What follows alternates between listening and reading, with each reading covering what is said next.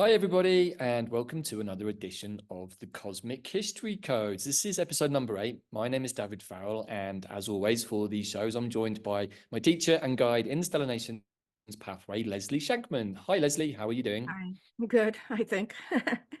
Right. So we were just spending quite a bit of time, as we normally do before these recordings, trying to get all of our thoughts into a coherent container so that we can do the show together in a coherent way. And unfortunately with Gemini, it's kind of difficult, and we're experiencing a lot of Gemini energy at the moment. So at the beginning of the show, we don't actually have a title for this episode, but we're hoping by the end of it we will. But I'm going to introduce a couple of the themes here, which me and Leslie have been bouncing around in terms of the stellar rays and what we've been observing since we did the last show, which we kind of perceived was the end of the sequence with the Venus Cazimi. Now, when we looked at the Stellar Nations codes and we were thinking about this and the return of the goddess and the Christ consciousness energy, what becomes apparent after the Bear Nation is that we kind of have to take this sideways step into the arthropodic world and the world of the fallen arthropods, which is actually quite Gemini. And the fallen home of the arthropods is Polaris, which is at around 28 degrees of Gemini. So we originally were looking at this through the eyes of the upcoming Mercury Cazimi, because Mercury is the messenger and Gemini is a lot about information, but it's also a lot about polarization. So it's not that we're focusing on the Mercury Cazimi, but what we're going to be doing today and what Leslie's put together is a kind of a deep dive into the last decan or last 10 degrees of Gemini, where there are a lot of stars that present, you can say, almost two sides of the same coin, so quite Gemini. But what we're also understanding, and Leslie, I think, is going to show you in more detail, is that with the return of Venus on the Cazimi, which is really the return of the goddess more fully into our world, into our heart spaces, it's forcing this idea of two opposing forces to become one again. And we need to do that moving forward. If we're still living in a polarized, divided society, we're not in New Earth yet. We're not in the fifth dimensional frequencies of non-duality. So there's a few motifs, probably more are going to emerge during this talk. Do bear with us, because Gemini energy is very difficult. We are still very much in Gemini energy. It's very, as probably many of you are experiencing. And so it can be quite hard to hold bits of information and make them make sense without feeling overwhelmed or overloaded. So I know from my own Antares code that there's like a million different stars in this last decan of the Antares code. So I'm going to take my hat off to Leslie and see how she's put this one together, because I think it's a big job. So that's my preface. Leslie, I'm going to hand over to you now and let you talk us through how you're making sense of, I think, this really important, slightly hidden final piece of this story, because we're approaching the end of the Zolkin. We're approaching, I think, a very new beginning. But we still got a little bit of business that we need to tidy up here, I think. So there we go. Actually, we have a lot of business. A lot of it. Well, I was just trying to make it easy for everybody, but yeah, there's still quite a bit of work to do, everybody. Yeah, but we've we're got, I getting think, messages. we've got some illumination, which is really what Mercury and the Sun are giving us at this opportunity. The sort of boom. Here's the last 10 degrees of Gemini. Here's what we want you to look at, because the goddess is rushing behind Mercury, and they're actually going to form a really beautiful conjunction on the 0-degree cardinal point of Cancer just a few days before the summer solstice, which is, of course, the peak of Solana's energy, at least in the northern hemisphere, for the Cancer solstice. So it feels very much, Leslie, like we're coming to that point where we need the peak solar energy, but with this kind of beautiful Mercury-Venus conjunction that's going to take place, I think, on the 17th of June. So as always, this is not an astrological show per se, but we do kind of use the astrology as a way of tracking what the cosmological story is that wants to show itself, because it's a holographic universe. And if we're in coherence at a fractal level, it should all make sense and be coherent. So over to you, Leslie. Okay, I'm really going to try to slide through this. But let that be a invitation to us to work with a lot of flexibility with all these different stellar rays and their messages. And that's exactly what Venus and the Sun showed us on the Cazimi with the star Rigel, which is all about the balance of motion, having integrated the elements, earth, air, wind, and fire. And that wasn't a synopsis, but we have a lot of stars here. Okay, and don't let that put you off, but I took the stars from 20 degrees up to almost 29 degrees. And my thinking on this was trying to gel for a while. And then I got a newsletter. I want to give credit to astrologer Stephen Troyer, Seattle Astrology, on the Gemini new moon, he started talking about reframing Gemini. And it made me feel like, gosh, that's exactly what I'm trying to articulate. This is what I'm feeling. And he was talking that we need to start recognizing frequency as opposed to information and data points. And I said, oh, that's perfect, because this is what the stellar rays are. They're frequencies, they're energy patterns, but they carry information about our cosmic history. And the Gemini span between 20 to 29 degrees has so much cosmic history. And what Stephen said is he feels Gemini asks us to cultivate a new way to apprehend knowledge. And he's talking about as we go into the Aquarian paradigm. And he said our apprehension has to bypass the mind. We're being asked to evolve into feeling these frequencies rather than relying on the data points. It's kind of like we're moving from rational to relational.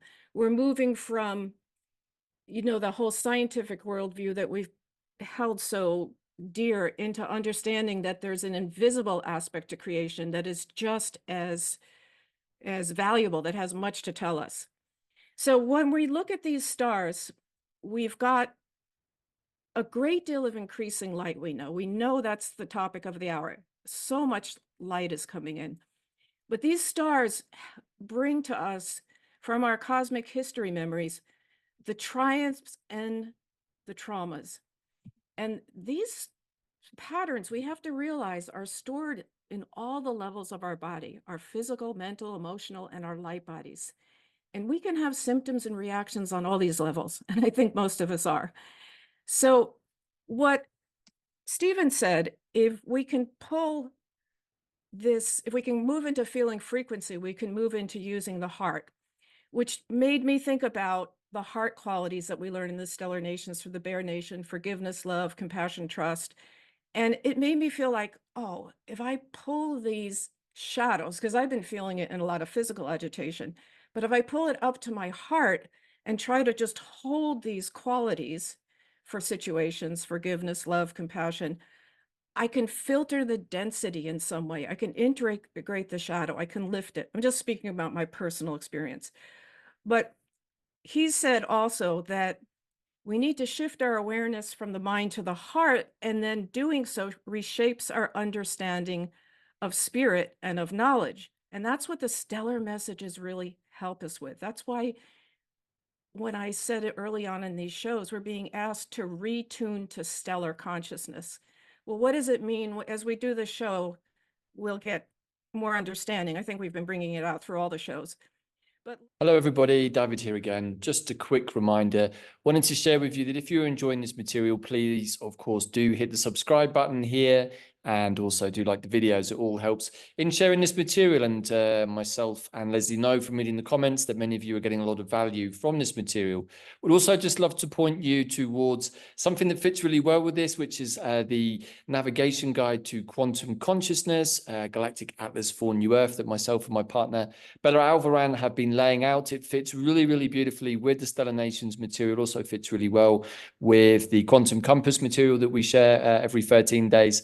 But chapter 2 particularly, we've just been looking at the nature of polarizing energies and how to deal with them. Now, it's a sequence that lays out across the course of 13 chapters. You can read more about the whole journey that we're unfolding and that you can participate in with us over the next 13 chapters, which will be released one every 13 days up until later in the year. It's an unfolding of a process of creation. Chapter 1 was about magnetization. Chapter 2 is about learning to use counterbalancing energies. And chapter 3 also has just come out, which is continuing on in the theme, which is working with the activation energy or electrification. So all of this material works really, really beautifully together, but most of all, it's all very much about New Earth and about working with our cosmic and galactic selves and creating the future universe that we all want to live in, both individually and collectively. So please do check this out, and I'll let you get back to watching this wonderful show with myself and Leslie looking at the cosmic history codes. Bye for now. But lastly,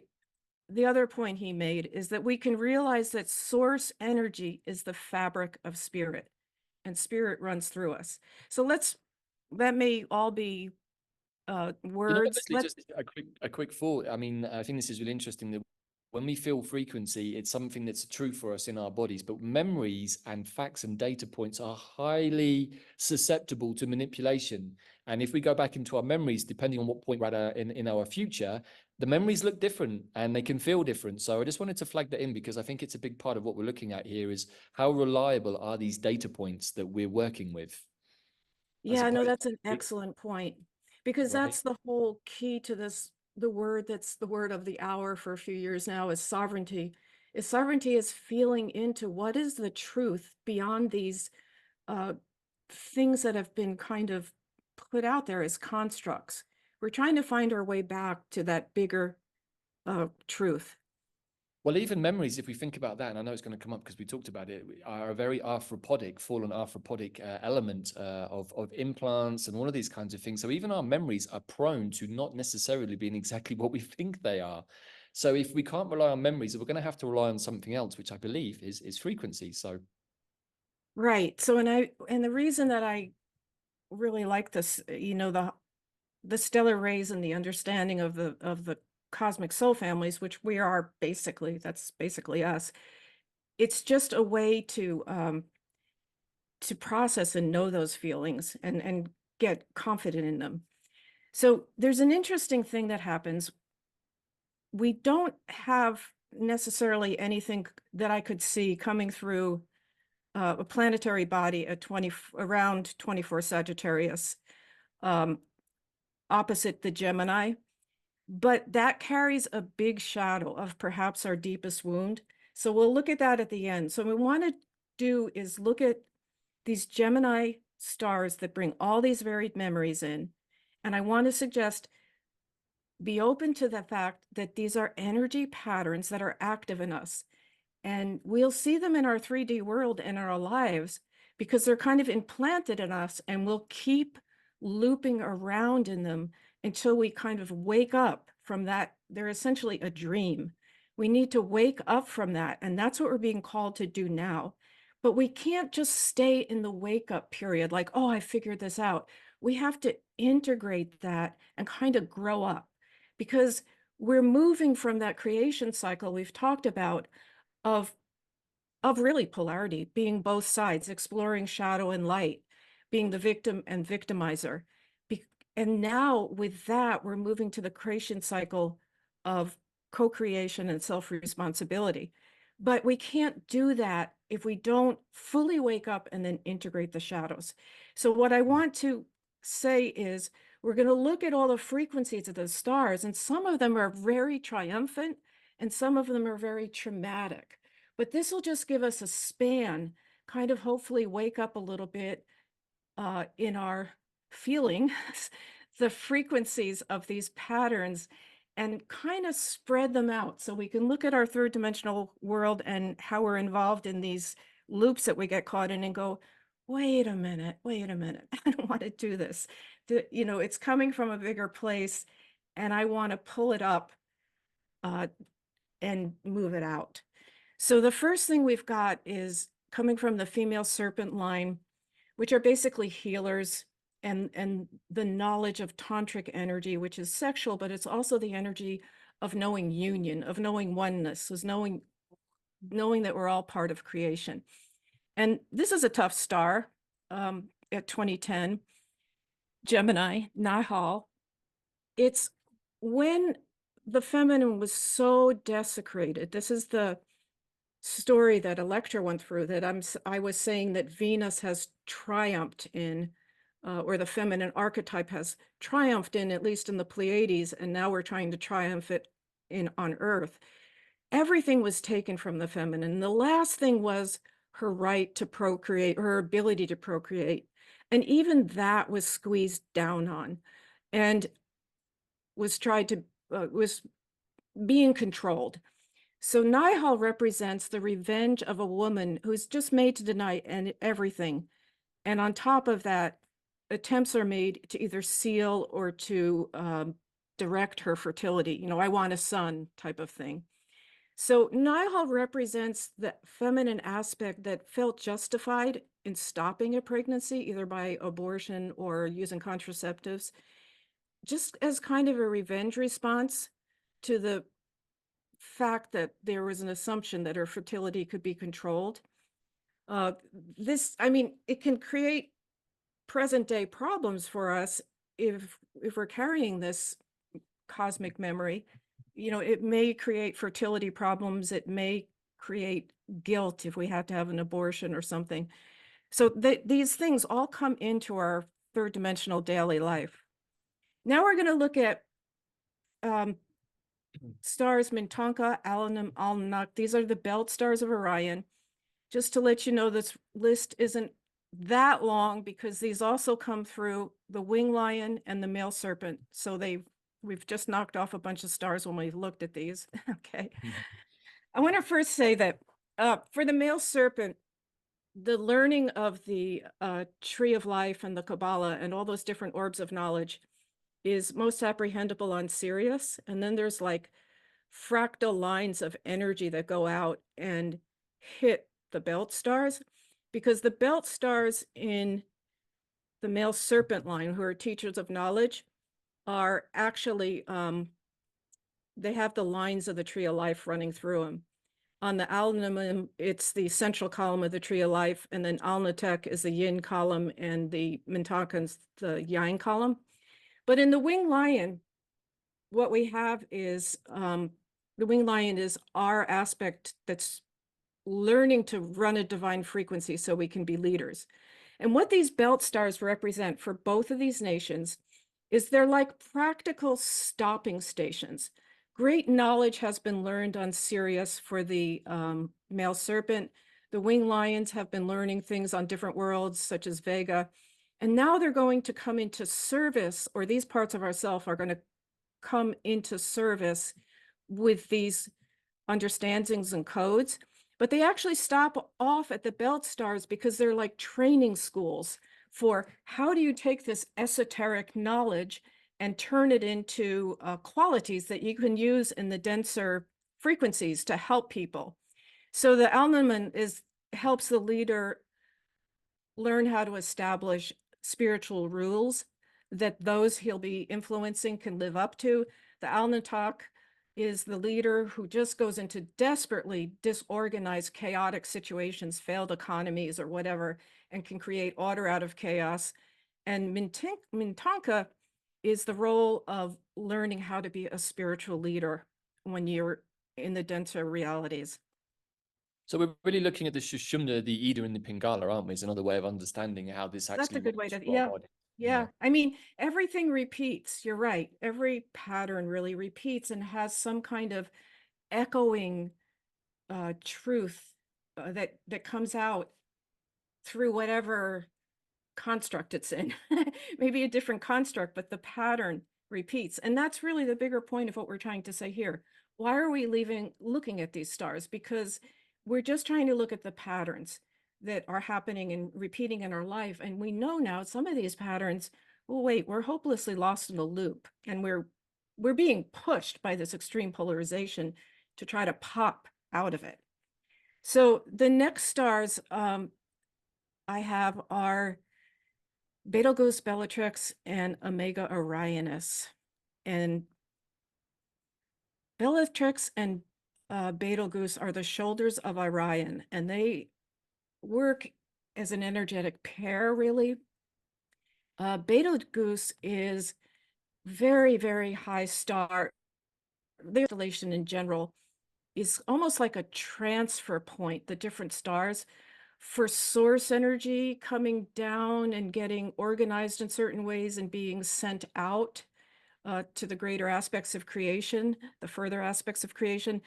Betelgeuse is where the library of divine laws are. Literally, planetary constitutions or the laws that arrange everything in creation. It's a beautiful star, highly guarded by the angels. And Bellatrix works as kind of a, it's part of like the gate into this whole arena. Because when you've heard of the scales of Anubis getting your heart weight on it, and if your heart's too dense, the scale falls. All that really means is it's not a value judgment against you if your heart falls. It simply means, oh, you're not quite ready yet to come into this level of resonance with the frequencies, because these are very high, clear frequencies. And Bellatrix is basically weighing your heart. If it falls on the scale, it just means there's a little too much density to be able to resonate in these other areas. So you wouldn't be passed on, so to speak. You'd just be allowed, or allowed's not the right word. You would go by resonance to where you're naturally meant to be next for your evolutionary development. So Omega Orionis is the heart of the Orion constellation. But we do have a point in cosmic history. We've learned we're on Algol. We've seen that's been out too. I mean, we talked about needing to bring our light to Algol. When the fallen angel and the fallen dragon merged and created a Satanic type being, Omega Orionis was the cradle of the Dragon Nation, which, if you think about it, makes a lot of sense, because the Dragon Nation is the part of us, the warrior part, that is to guard divine will. Well, suddenly divine will with this act was so not being followed that the star exploded. But it makes sense that with these high energy Bellatrix and Betelgeuse and what that's all about, that you'd have the heart here guarding all that. So what we have, though, in our cosmic history is we have this huge breach that happened in the Orion constellation. There was a point when the Fallen Shadow Alliance duped some of the Bellatrix angels, convincing them that they wanted to go into the light here to be totally purified and cleansed. And the angels said, okay, they believed them. They wanted to give them a chance. But they didn't take, when the light came, they were impervious to it. They knew they would be. They came in with a purpose, and that was to breach this whole area. And in fact, Betelgeuse and much of this area was literally blown up, analogous to wars. And there was a point in cosmic history where the laws of creation, the ideas put out by the divine mind, were rolling around like little beads. There was no reference points. It was very hard. So we're remembering this here is an idea of the extreme polarity, the real high purpose versus what happened here. Isn't that interesting, Leslie, that first of all, the duplicitousness of the Shadow Alliance in that plan, but also I find it curious and intriguing that they understood that they were going to be impervious to the light. Now that, I think, is probably worthy of a whole show in itself, but it does make me think that we've got to this point in our trajectory again, since we came out of that Jupiter Cazimi. What I have perceived is that there is only one way forwards, and that is an expansion of the light. And anything that's of a density that doesn't fit with that is going to literally get squeezed out. So I think it's interesting that this must be a reversal of that situation, and that this time there is no imperviousness to the light. If you don't go through the, as we put it, the Jupiter Cazimi sun portal of a few weeks back, then where do you go? And if you're now in a, let's say, in a new Earth cuboid or a universe where that is the only frequency, then you're going to pop, literally. Yeah. I'm seeing this on the television with the narratives. It's like you're seeing people who are so incoherent, they're contradicting themselves in the same sentence. I'm like, this to me is like a narrative that doesn't know where to go, so it's starting to turn in on itself. And once it starts to do that, it's going to implode because it doesn't have any other option, or at least that's what it thinks. But it does have another option, that is to go, actually, I'm going to expand. So I think that this is an interesting reflection of that, I think, story, which is a difficult one, right? To see Yes. that star exploded. So I don't know. It seems to me that somehow there's a symmetry there with the story and where we are now. Yeah, no, I think it's all reflective. We've got it, these are still present patterns and energetics to work with. And impervious to the light at that point, they literally went in knowing what their intention was to take it over. And they had been through rituals, this is parts of the Shadow Alliance, where they literally destroyed, burnt the gnosis threads that connected their hearts to the bigger divine mind. because the perception at that point was that, I mean, there was really kind of a hatred for the creator. Like, you're just making me a marionette with these gnosis threads. It's a cult. I'm supposed to be good and do just what you want. So it was a whole different perception that led this. Well, it was a drunkenness with power, and it was many things. But they did go in with a deep intention, like, we're being duplicitous here, and they were able to hold themselves against that infusion of light, because it's huge when you walk in there. It's totally cleansing if you can make your way past the scale. And isn't there So an irony there too? Sorry, that you just, with the words, the marionettes, you just made me realize that the very thing that they were supposedly rebelling against, the thing that they hated, was the fact that they felt the creator was doing that, is exactly the thing that they became, because they became the I know that's the puppets, right? ironic part that wasn't seen right away, or I don't know if it's been seen. I mean, the Maybe not. choice now is, if your soul has gone down through that pathway, I mean, there is always the choice to say, okay, okay. We always have some piece of light in us, you know, that's the depth of surrender. That's the full meaning of redemption. It's like the Luke Skywalker Darth Vader moment of truth. It's like, I am your father. You can't be my father. How can I be like you? It's like, well, you are. It's like you become the thing maybe that you rebelled against in the first place, and then you become the same thing. That it's I kind of, know yeah, some it's sort of very cosmic irony, ironic, right? but that's a good thing to notice, because I think that's part of what we have to notice, right? We do. The ironies and the way things turn back on themselves are just, you know, it's part of that looping pattern. So then we Right. come to Cosmic Humans Nation going through these two stars, Mesa and Safe. These stars are also on the Orion constellation. Mesa, we'll do Mesa first. It's the crown. It's on top of the Orion constellation. It's the head, and it's the archetype of the high priest, I'm sorry, in the tarot. It's where your personality and soul are just akin to a high priest, because it's a very high intellectual, mental purity and brightness. And that star emits a high vibrational stellar consciousness that helps with the understanding of intergalactic correlations. And that's part of what I meant about Orion has all these different stations that are kind of they work with the source energy and how they circulate it out into the larger aspects of the galaxy and creation. So Mesa is on the crown. And then interestingly, on the leg of Orion, you know, we had the foot on Venus, Rigel, which is balancing motion. This is a very high octave of Mercury. This star is Safe, and it's kind of on the leg. And it's metaphorically comes to bear.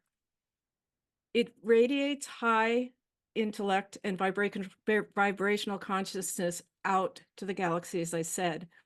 But what it represents is, if you hold this stellar ray, especially in your code, you've got a foot set on the planet, which starts to create, think, live, and use the true knowledge in life. It's like you're sort of a channel for this source energy coming through Orion, through this star. And in fact, in Stellar Destinies, we learned that we've always known about those groups of high beings who sit up in the mountains and meditate and try to hold frequencies. They're actually the other endpoint, like a human endpoint of the star Safe. They're getting those high vibrational frequencies and messages, but trying to infuse it then into the earth plane.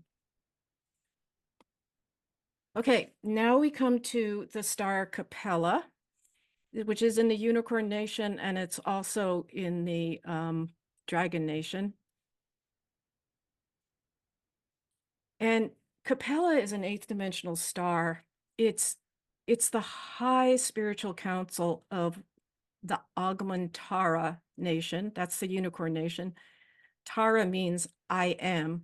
The whole unicorn has to do, that part of ourselves has to do with shepherding creation, the dreams of creation, the dreams of who we want to be, bringing things into creation. But the Council on Capella is commissioned with the complete supervision of processes of creation on the galactic scene. So Capella, when they describe it, it's very silent. There's infinite peace, and that council is there. And that's in that silence, it's like their ear is pressed into the galaxy, and they're listening for the dreams of creation. And those things that are worthy of creating, they can help set up the steps of realization for that creation. And this is actually a really, I would suggest we could all do this. We can turn to Capella, and from our soul, we can ask for permission and blessing of a new creation, either of something we have in mind, or certainly that's been done from the collective consciousness on Earth. Because we know in 1887, there was a huge cry out that was listened to. And from 1887 to 1987, there was so much preparation. This is all written up in Stellar Nations things, but the preparation was to create a fate alternative of ascension, because we were running along a fate alternative of apocalypse, and the collective said, we don't want to do that. So you can know that Capella would have been the council who heard that dream and felt it worthy of realization. And then the whole unicorn aspect of ourself is really, and of creation, is that which you could say puts it all in motion. And we see it as the synchronicities. Oh my God, I met Bob last week, and look what's happening now. It's these hidden lines of golden threads that really keep creation moving. Now, why it's in the Dragon Nation is because the Dragon Nation had such a fallen aspect and was so injurious. At the end of the Dragon chapter, it says, if you are feeling like you're meeting up with shadow aspects, you can call on Capella. You basically look at the shadow aspect, grant it its being, say, I recognize you, I see you there, and I don't want you in my field. But you do that in concert with calling on Capella. Mm. Okay, then we have two more stars from the Bears or the Christ community. That's the community or the part of us that teaches Christ consciousness or fifth dimensional consciousness and more. And these two stars are on the horns of the Taurus constellation, Al-Heka and El-Nath, but they're in Gemini. El-Heka is really, it's apostolic burnout. When I think of the word Al-Heka, it just always makes me feel the star. Oh, heck, just want to throw it down and go, I don't want to have anything to do with this anymore. And it's the burnout that comes from really trying to live in the heart frequencies, be a messenger of this, of trying to be good, of seeing that you're good and you follow the rules and all these other beings don't, and yet they seem to have advantages. And like, what's going on? You're just kind of sick of the mission. So that's that space that El-Heka brings to us. Now, El-Nath is very different. It's called the Saint's Way. It's an incarnational bridge from the higher realms to the lower realms for messengers who are following the pathway of Christ or Christ consciousness. And this aspect of our soul actually stops at Neptune in the incarnational process. And the reason being is they take a kind of mantle of light around them from the Neptunian energy, because when they come to the lower realms to be a messenger, they're truly going to need to or want to bear this light. That's going to be their being. It's going to be a frequency that's going to help them with their message. There is a shadow quality to this, though, because if you're carrying this ray, sometimes you can feel like a little superior, or you can feel, I just want to be good. You can feel a little bit victimized at times. So you've got to be careful about being overly righteous with the message. again, we come into polarities, even within these stars. We see it all the time. There's arcs of development within the consciousness of each stellar world. Now we come to the bird nation, which are messengers to us, and they're aspects of what we were given, that we were given our bodies, we were given the planets to live on. We were giving the partnership with the fairies and the elves and the elementals to create our worlds. And the birds have a whole pathway of consciousness through the constellations that reflect to us where we are. And these two stars are really quite a beautiful part of the pathway, because on the pathway, we first go to leadership in the eagles. We learn how to run the divine. If we have a problem with that and we fall with that or misuse our power, we go into the raven.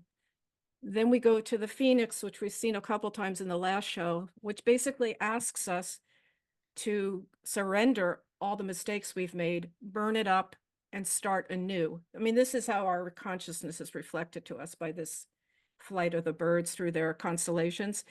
But when we get to the dove constellation, it's after the complete burning of the phoenix, and it marks the opening of a new life. It marks, well, this particular star, do I have it on there? It's fact. It's not on this slide, no.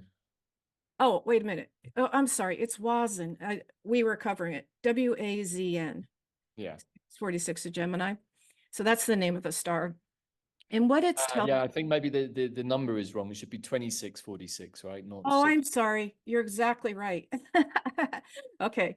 Note that mistake. It is 2646.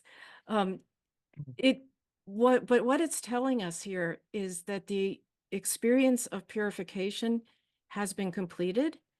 It's a cycle that's been finished for good, or a particular cycle. Like we've resolved the shadows of that cycle.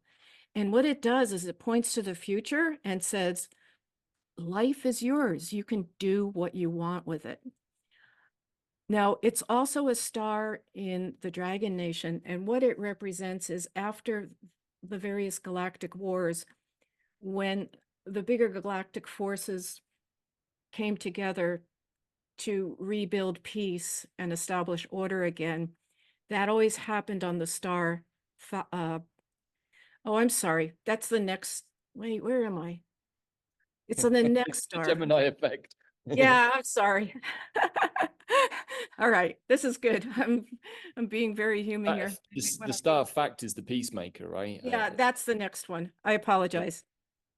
Yeah, this is fact, and it should say Pat Peacemaker here. And this is at 22, 31 at Gemini, but it's also a dove star. It represents this coming into purification.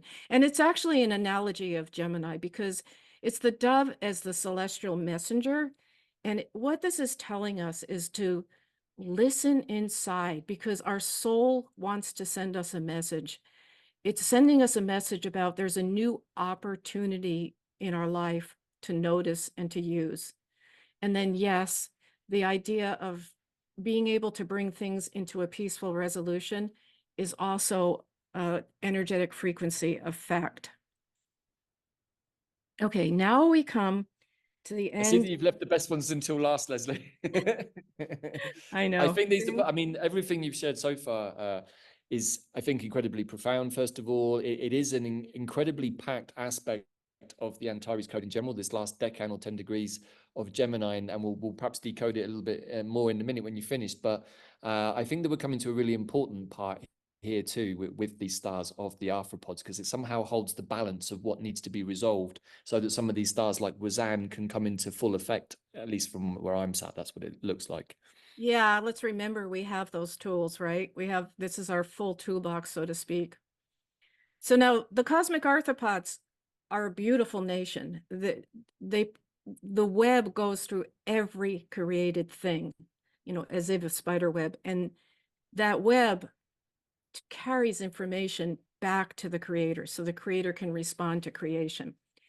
Now, it's really like a gear of evolution, because by having those, having life recorded like that, it creates a chamber of mirrors. It allows us to have reference points. It allows us to have a time on the third dimension in terms of past, present, and future. We couldn't evolve without some kind of anchoring here. So the arthropods have just a beautifully important mission. But it's a part of us in a way that's kind of task oriented, because to keep the web going, there's this constant mining of um, of like light source that has.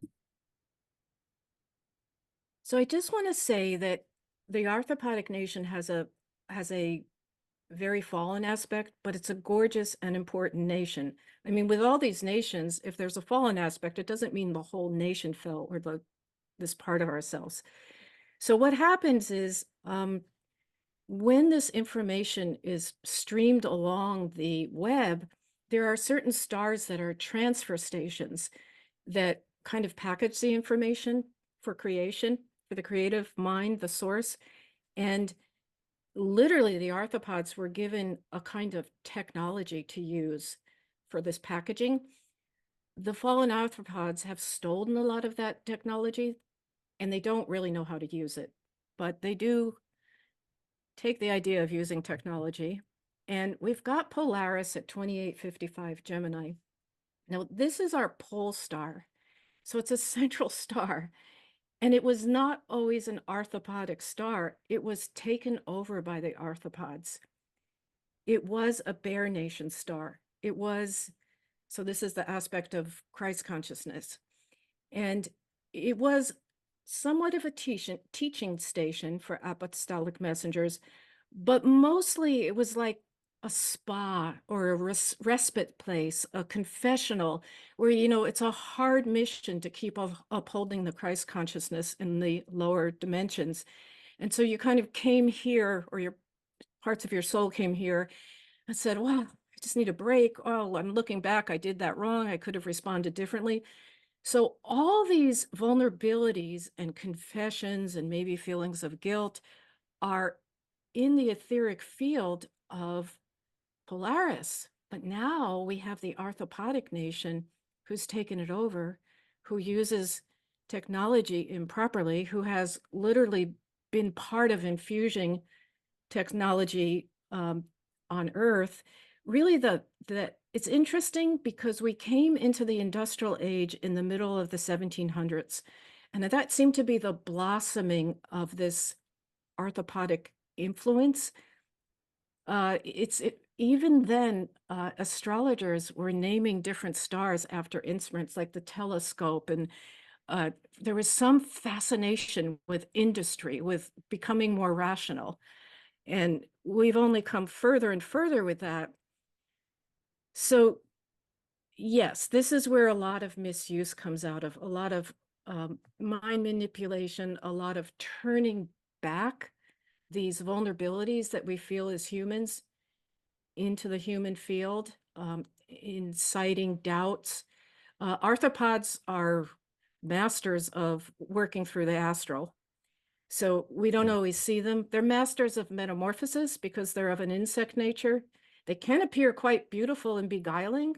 They can come into a beauty phase for, shortly, because they've got the metamorphosis. They can even come into a kind of a human form shortly if they want to. Of course, we have aspects of these arthropodics soul family living in us, and it's not all bad. In fact, some humans are highly arthropodic and have purposely incarnated to address the fall of their nation. We find that there's a problem with technology, or EMFs are, hurting us badly. And then in the next year or two, there's a release of some kind of help for that. And that's kind of the tis for tat with the different arthropodic influences working there. But here's something really interesting. The North Star is surrounded by the Big Dipper. And the Big Dipper is that which holds the 7 seeds of Christ consciousness, called the 7 wisdoms. And these are the stars over here. And these are really the platforms of how we enter the fifth dimension. And these stars, or these radiations, I should say, these frequencies literally live in the etheric field of our heart chakra. They were planted there when the Christ consciousness came as Jesus 2,000 years ago. They were planted as latent seeds meant to flourish when we were able to start to feel these frequencies and come into our heart, which is a whole different portal of apprehension. I mean, back in the day with Jesus, the whole idea of baptism by the Holy Spirit was the ability to be baptized with the flow of the source through your heart. And at any rate, we have this, you can see here what the qualities are: the love, acceptance, compassion, the balance of giving and receiving, and mystery of forgiving, having faith, understanding that there is a wisdom in the power of light, even when things look really dark. So these are the seeds that are held, and they circle around in the different seasons the North Star. Now, if you look at this, it looks like a swastika, and the original purpose or meaning of a swastika, it's got very ancient roots, and it's very favorable. It's basically well-being, good fortune. We know that's been inverted with the whole Nazi use of it. So it just speaks to it. I don't even know if we have to say more. This just speaks to what we're trying to clear now, the dream we're trying to clear. Okay, the dream we're waking up from. Right. And very lastly, this is kind of underlies the shadow aspect of the shadow, like how shadowy it is, how shadowy it is to find the shadow, to really purge it. Opposite all this Gemini, we've got Lethas at 2418 of Sagittarius. And there's a number of other stars, but I'm just going to highlight this one. I mean, the other stars kind of hold the tone of this. But what this represents, it's the scorpion's tail. And it's the sting of a poison venom that comes in either physically, mentally, and or emotionally into our bodies. And it is such a violation. It's a sting that hurts so much that our being no longer dares to trust. And that pattern of not trusting, of feeling violated, of feeling self-protective, of feeling like needing to take revenge, perhaps, locks up our life force. It drains our life force. It's literally like we have a poison in us. And in fact, it can exhibit with physical problems. You know, if we're overcome by that kind of energy pattern and we can't get out of it, it will manifest in the body at some point. Because what this sting of the scorpion does, this denial basically of life, once the sting is taken in, because the venom starts a dying process. And so it starts a kind of denial of life. And it harks back to when the feminine and the goddess, or the representation of the feminine trying to find the goddess in the female serpent, was so despoiled that this sting, let's say, as an analogy, made the anger of revenge come. Like, she's holding the Kundalini snake of life force energy, and she says, I can give life and I can take it away. It's this kind of sudden breach of the mother. So what happens with Leslie and the other stars is this first stage is denial. It's holding the revenge. It's being stuck in the pattern. There is a whole series of stars that are like going through stages of dying. And it's kind of like the Kubler-Ross series: anger, bargaining, depression, acceptance, but then finally being lifted back up into the goddess's heart. The return to the goddess is actually represented in the star Antares, which is actually what holds all these records. So the goddess is trying to show us.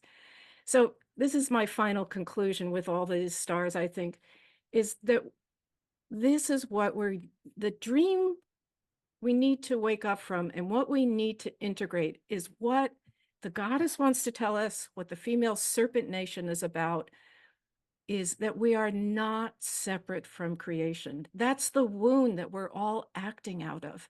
And that's what I'm saying, these Gemini cosmic history codes that have so much shadow in them, but also so much promise in some of them, is trying to wake us up in this dream. And we need to grow up and integrate this dream. It's not true. I mean, it's a bunch of experiences, but as we come into feeling and move on, if we come into the heart portal, if we neutralize all this and realize we're not separate from creation, we move to the next creation cycle where we're co-creators with spirit.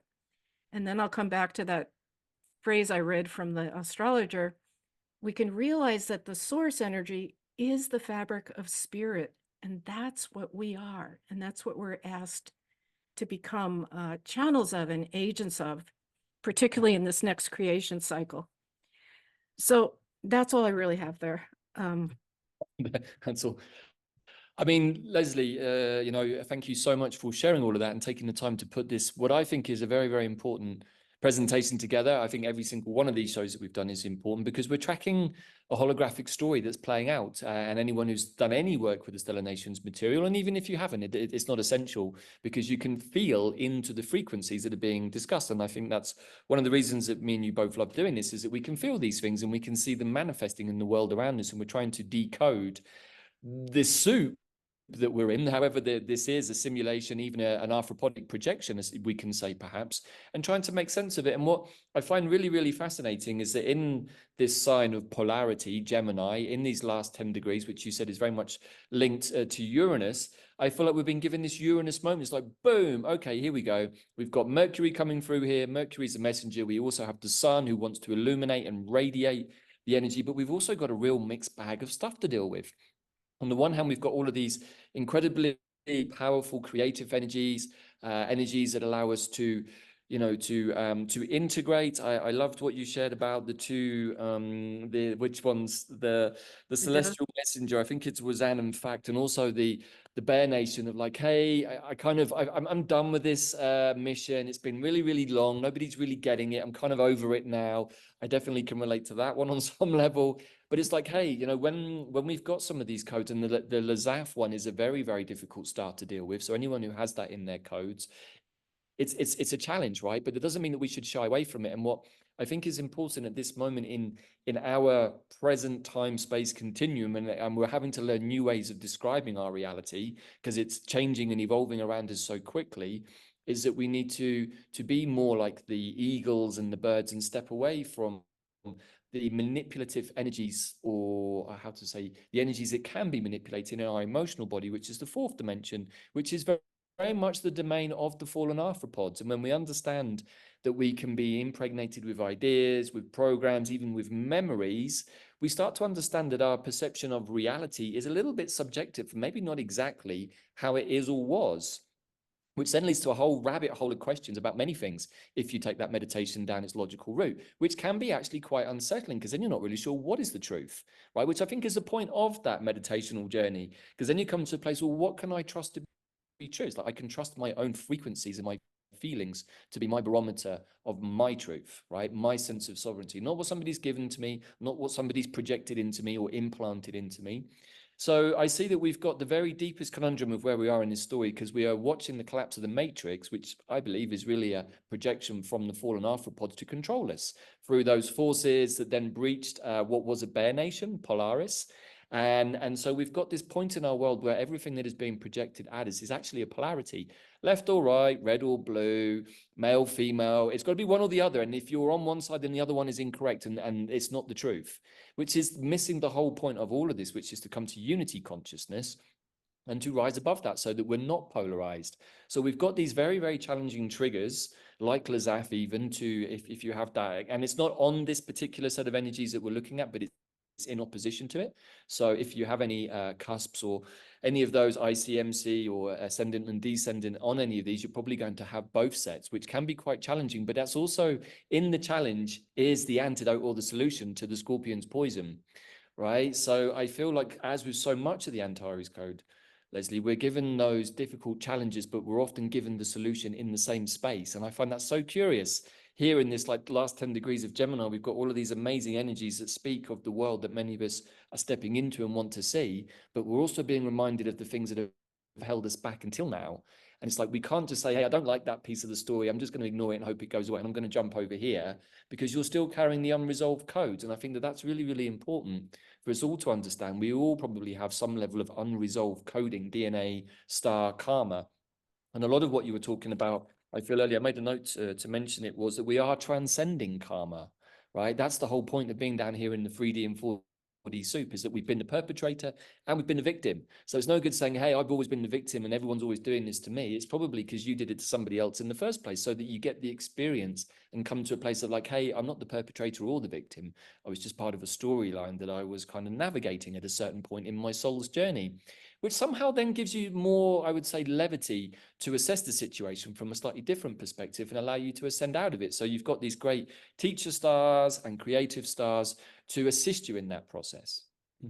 Yeah, I mean, we literally, the whole premise of the Stellar Nations is we literally put on these costumes of creation in the form of these 13 stellar nations, and we work on the dream stage to play in creation.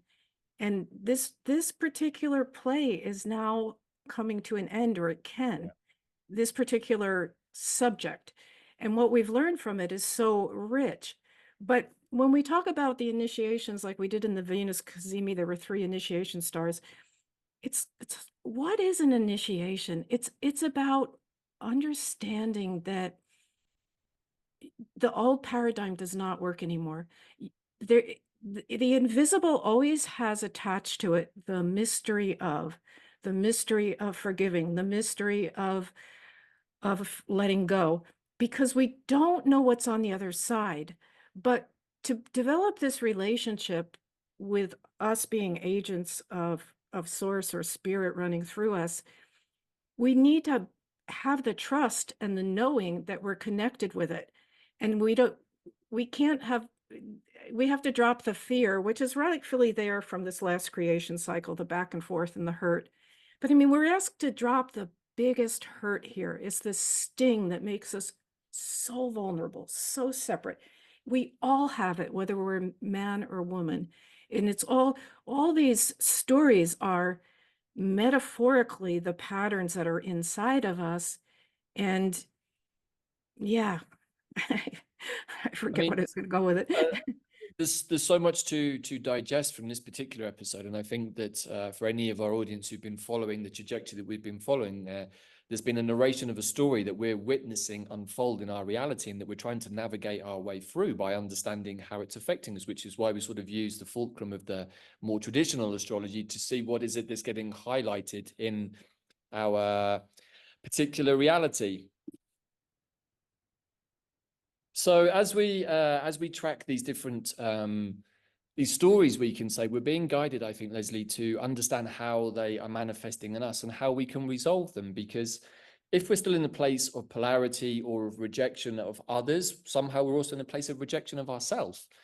And we can't just discard the bits of ourselves that we don't like and say, I'm going to get rid of those, because we're actually discarding part of ourselves. And then what happens to that discarded part of ourselves? It's kind of floating around and getting wounded.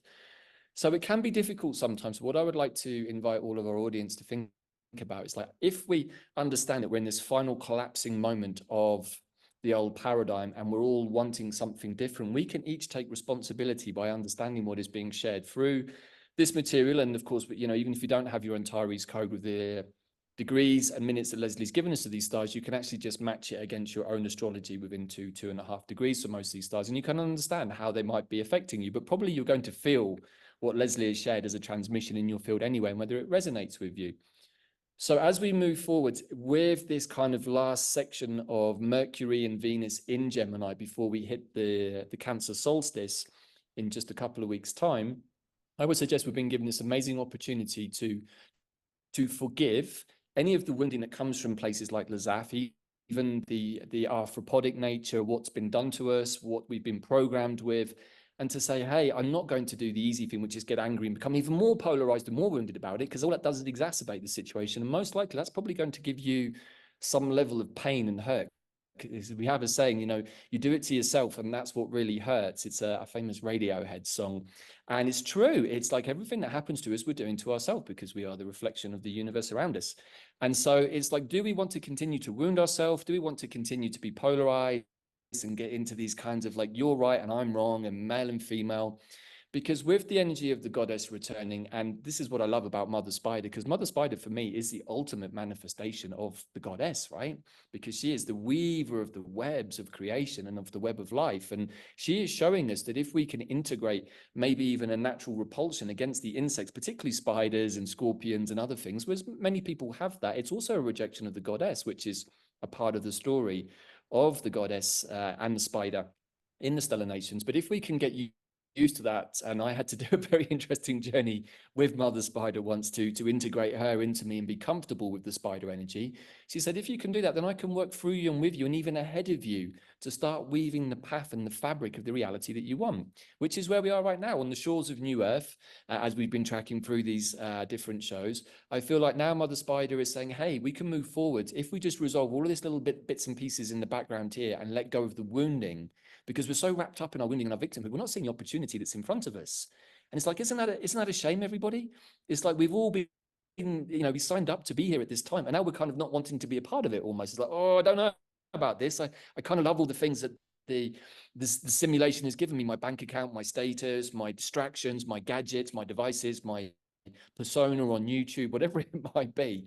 And it's like, but we don't need that to be us. And it's like we've been tricked, I feel, on some level into identifying through the persona that we project through the TV and through the devices, because somehow that's what the world expects of us. And yet somehow I think it's also created an illusion about who we are.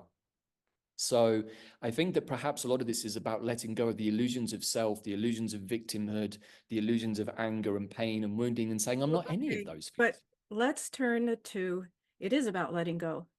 But like letting go, and this is all amorphous and there's all these feelings, you just, you know, illustrated it with all these energy streams that are coming in.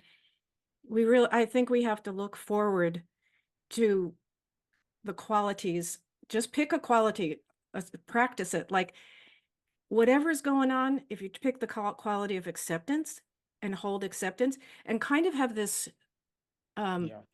conscious link with, oh, there is a bigger source, there is a bigger something.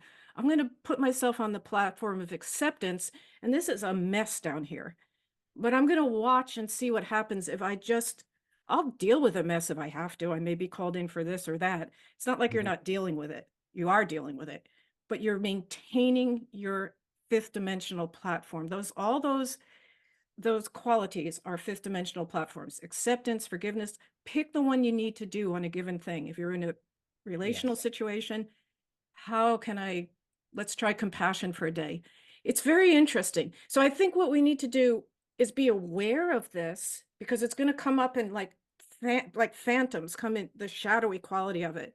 And we don't even realize that what I'm trying to bring out with these stars, the depth of it is huge, guys. This is this is our light bodies. This is bigger than this incarnation. And I hope that lets us off the hook a little bit with it. Like, you know, for that stuff we get into with guilt or this, oh, I haven't managed that. No, you're an agent processing many things. But it's really hard now, because this is kind of, I realize, getting rid of the sting of Lethith. It's in you and you're like, I can't possibly go into acceptance for that situation, because the sting is like, I can't do that. Do you know what happened to me? This is really hard. It's like being cornered. If you want to go into a fifth dimensional consciousness, if you want to actualize that for yourself and for the collective, we have to take the discipline of trying on using those attributes every day. If acceptance doesn't work, try forgiveness. But we need to use it with our real life, day-to-day situations. So true, Leslie, and I think that's great. And you just reminded me of something that one of my colleagues and tribe members said, which is that they were guided to forgive the unforgivable. Now, that is the ultimate test, I think, is if you can go into something you perceive as utterly unforgivable and you can forgive that, and then immediately you're going to rise above that to a fifth dimensional perspective. So if there is something in your life, everybody, that you perceive to be unforgivable, really sit with that and say, why can't I forgive it? What is it that's stopping me from forgiving that? Is it my ego? Is it my victimhood? Is it my pride? Is it all of the above? Because those are lower frequency emotions. And you might feel righteous indignation as one of those stars gives us the opportunity. I'm self-righteous in my victimhood because you're a bad guy and you did this to me. Maybe that's true. But why did you let them? Why did it all happen? Is this something karmic? There's always a much bigger reason. And I think that that's what these shows and these stars are showing us, Leslie, that it's much bigger than just this particular moment. We're part of a much bigger storyline that we are the progenitors of in our own story. And how does that story relate to everybody else's? And we're all moving around in this huge tapestry, trying to work it all out. But I think that it's also important to be kind to yourself and to forgive yourself for the things that maybe you're not happy with about yourself, because that's also the projection that we're giving to the rest of the world. Right. And it's like, Yeah. we have to Yeah. forgive ourselves first and foremost for everything and anything. We've made mistakes maybe, and there are no mistakes, it's just a learning. But I know that as humans, we tend to perceive things that way. And even if we do perceive them that way, I say it's okay. That was just something that I learned along the way. And now I see things slightly differently and I'm more relaxed about it. I'm able to be in a place of acceptance or deep forgiveness because I've forgiven myself. When you forgive yourself, then it's much easier to forgive everybody else, at least in my These experience. are hard things to do. I They're want not to easy. I'm not saying they're easy to say, not so Yeah. easy to do. I know No, and that. I'm acknowledging that too. And that's why I think it's really helpful to understand these are huge energy patterns that are circulating. And we came here to literally wash them clean. This is the incarnation cycle where we want to do this. This is where we are in the arc of evolution. And we can do it because this is the year where the warrior energy is returning, the dragon does, and the great feline, the goddess. Yeah, it's all there. We can do it. We can do it, and we also have help. You know, as a final thought from June the 12th, as we're going through this process and rounding out this process in with Mercury and Venus in Gemini, we also have the Mayan way spell of the blue magnetic eagle, which is really the higher vision perspective of everything, which of course links very much to the bird nation. So we're given these tools always by the universe to assist us. So we don't have to suffer down here in the soup, going around in circles and all of those crazy things that Gemini can give us. We can allow ourselves to rise up and say, I'm going to take a different perspective this time. And if even just our audience here, Leslie, on this show, if we all do that together, then we're going to have such a profound effect on the collective. And I'm really urging everyone listening to this, please take the responsibility into your hands, because I think that we're all getting to the point of like, I want things to change and we need to let things go. We need to let go. And it's going to be okay. Things that maybe we've been holding on to so tightly need to go so that we can be phoenix and reborn. And actually it's only when we let go we get to see how amazing things can be, because up until that point, we don't know. And that's the fear factor that kicks in, and that's also where we get a bit caught. Okay, So I so think it's time to feel be the brave, field, time to elevate. Yeah, and we can look at Capella. Use a right. practical thing. Just know there's a high council listening to our dreams, and our dream is this. Capella, please help us actualize this dream. But then we have to hold those aspects. So, okay.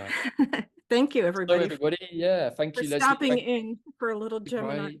And tour. thank you everybody for watching and being an active part, I would suggest, of what we're sharing, because it's a shared field. This is how we get to unity consciousness. And if we can understand this, even just some thousands of us in the collective, we're putting that very strongly into the field, and it will affect other people. And suddenly we'll start to see around us, the material will pop up in different ways and say, hey, did you listen to that show? And I'm like, no, this is something that came to me, because that's how the collective field works. The 100th monkey effect, we can say.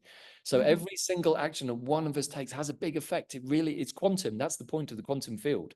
And I think that's what's really exciting. So if we can just be brave over these next few weeks, I would suggest that when we get to the Cancer solstice, we are going to move into something different. So if things start to kick off around us in the world, everybody, do not panic. Everything is under control. All we have to do is take responsibility for ourselves and how we're handling it.